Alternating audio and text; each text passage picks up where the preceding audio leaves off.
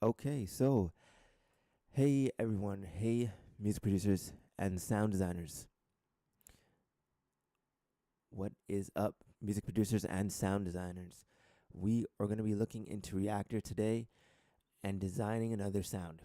So, buckle up and let's get right into it. So, today I'm going to be showing you how to create a cinematic evolving pad in Reaktor.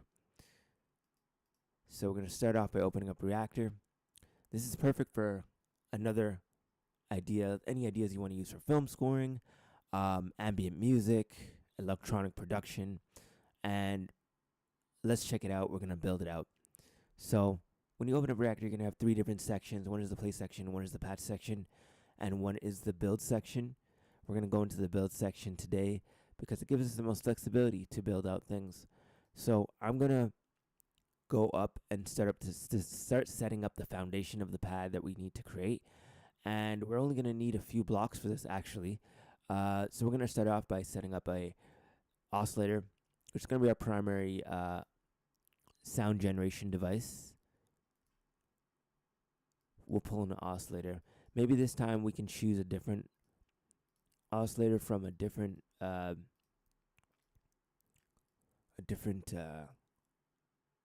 block pack. So we can try the boutique. We can try a boutique oscillator this time. So we bring in the boutique oscillator. We're going to change it to a sine wave. Actually, this only gives us pulse wave, so this is not a good idea. So let's try one where we can actually have some sine waves.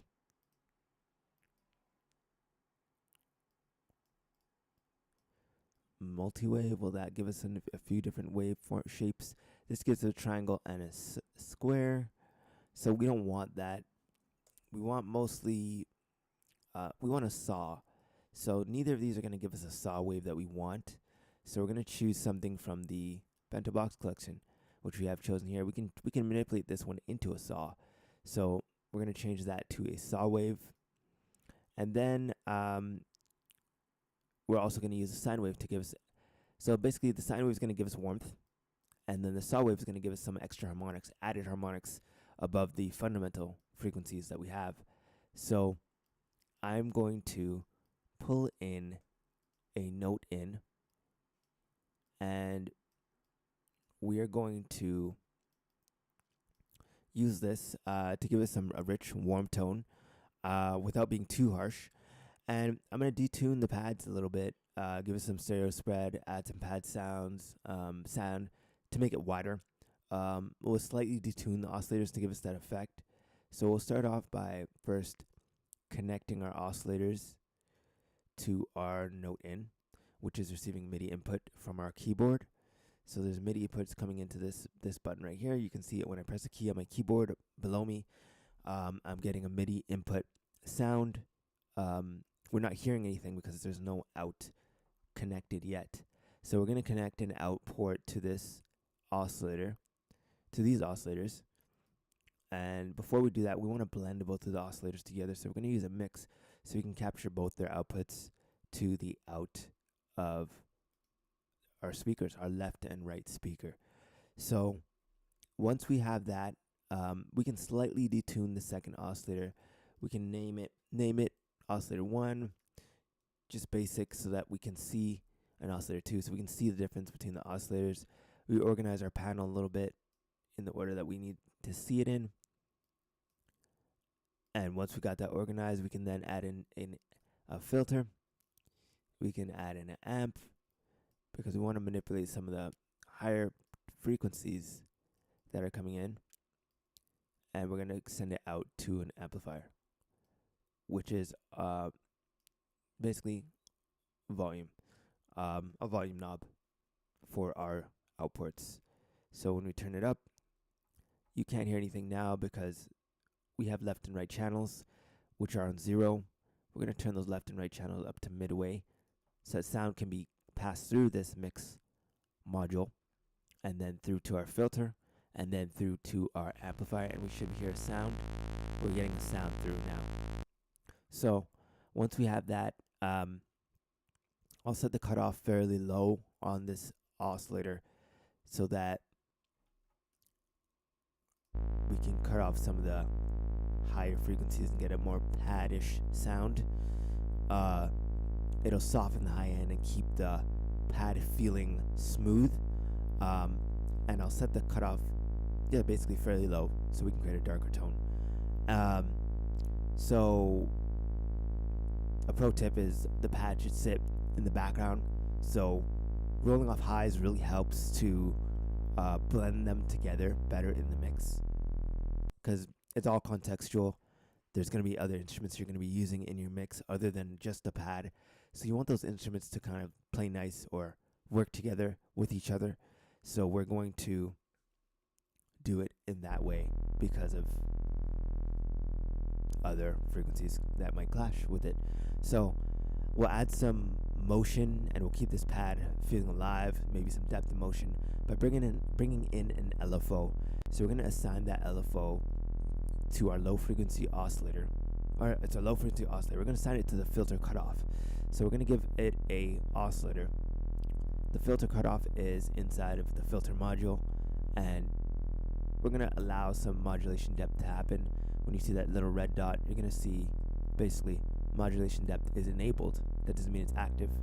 It just means it's enabled, and it's receiving an electronic signal or electrical signal, input signal from some source. So we're going to turn up the volume on, or not volume, the modulation depth in a positive direction. This would be negative on our filter cutoff. And this gives a little bit of a feeling of movement to our pad. A slower rate will give us a more cinematic sound, and I think that's pretty cool, like that.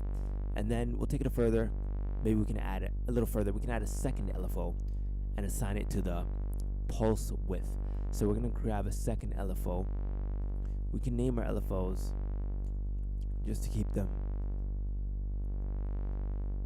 in order so we know which LFO is which. And we can assign that to the pulse width of we can modulate the pitch or pulse width of our oscillator.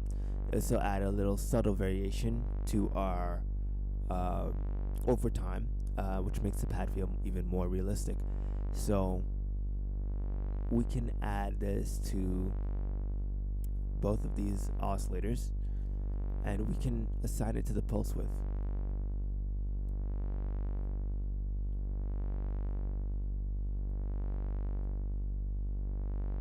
So I'm going to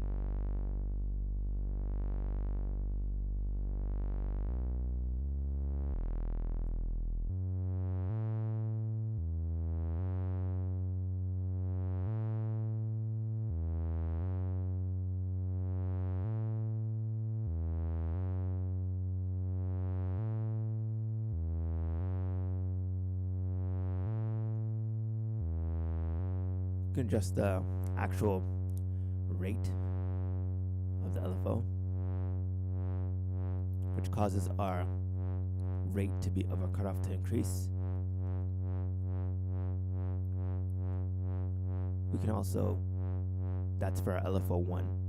We can do it for LFO 2 as well.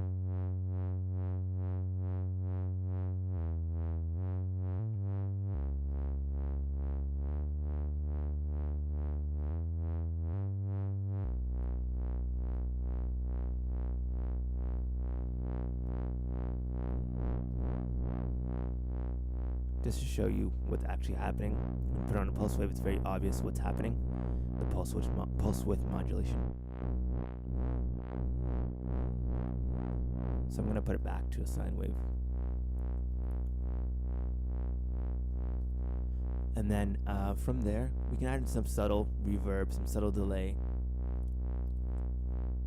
And I would also add a little bit of smoothing to this, maybe a little glide.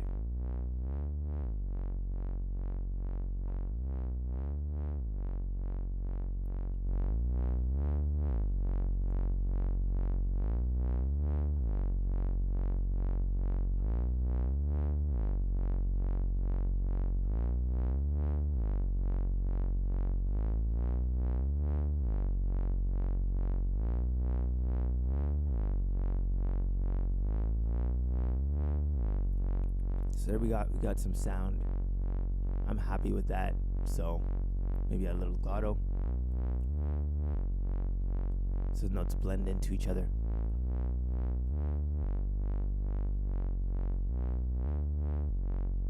So I'm liking that. I'm gonna add a little bit of effects to it to finish off our oscillator or our modular for now. So I'm gonna go into the bento box blocks collection, and we're gonna add in go to the round section, maybe some reverb. I would actually add in some delay too, because I feel like this sound needs some delay to make it more cinematic feeling.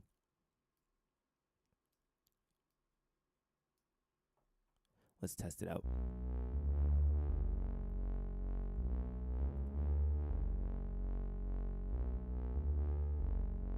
Okay, let's add some reverb.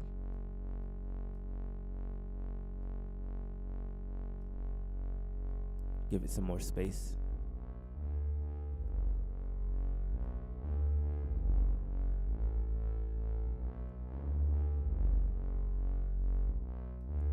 Decrease the delay a little bit.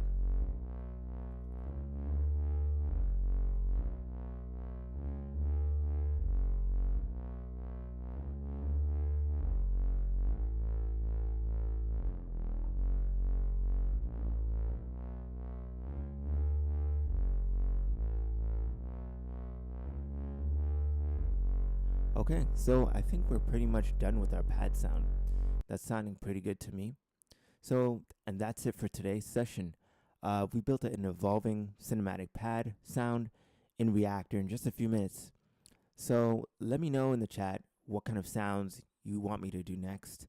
And if you found this useful, drop a fire chat in the chat and hit that like button. And if you want this preset also, let me know and I'll send it out. Catch you in the next stream. Peace out for now.